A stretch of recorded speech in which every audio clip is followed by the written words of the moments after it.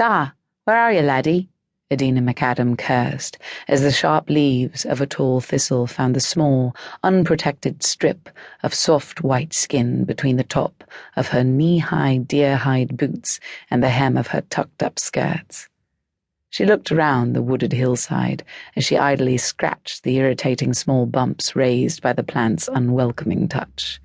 Her wolfhound had left her side and bounded up the hill, evidently tracking something that had excited him. He had disappeared into the thick growth of trees at the top of the hill, and now even his barking had stopped. After checking that her string of rabbits was firmly secured to her sword belt, she took a deep breath and plunged into the shadowed forest. It took several moments to quell the urge to run right back out, her terror of the forest almost blinding, but she had to find her dog. Gar was the only companion she had. Forcing back the dark memories of how her lovely but heartless mother had left her in the dark forest to run off with her lover, Adina concentrated on finding her dog. The day that had bred her fears had occurred 15 years earlier, when she was barely 5. It was time to shake free of such childish terrors. Her heart pounding in her ears, and the cold sweat of fear trickling down her back, Adina stepped deeper into the forest. "Gah, curse ye for a witless beast, where are ye?" A sharp yelp answered her. Adina turned toward the sound. Calling repeatedly to her pet, she followed his sharp answering barks, softly cursing the forest for trying to mislead her with its echoes and the way it concealed the true direction of a sound.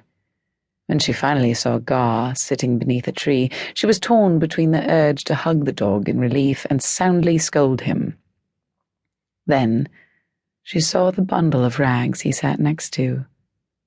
Even as she cautiously approached, one tiny, pale, dimpled arm appeared, and a little hand grabbed a clump of Gar's thick fur in a way Adina knew had to be painful. Gar just glanced at the small hand, then looked at Adina and yelped. "A bairn," she whispered, as she crouched on the other side of the child.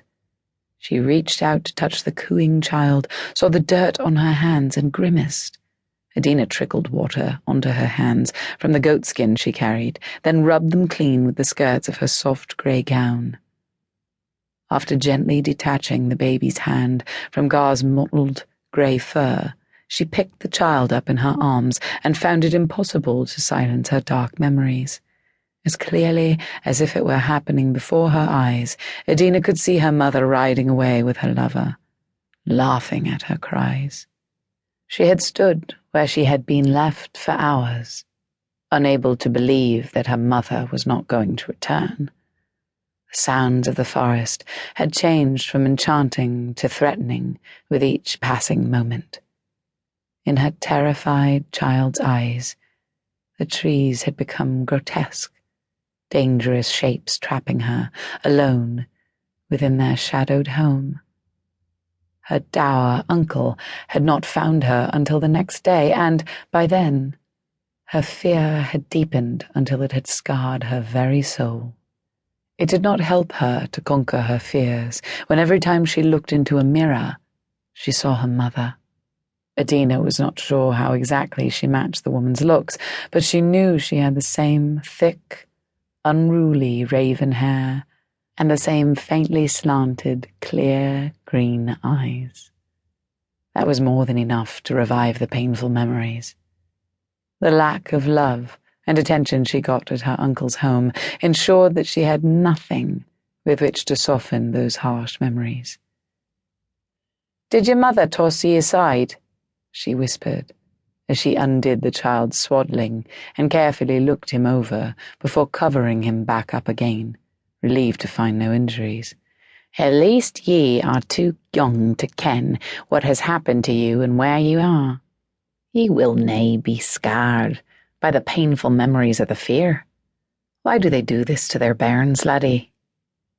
Mothers aren't I supposed to cast aside their bairns like the bones of a finished meal?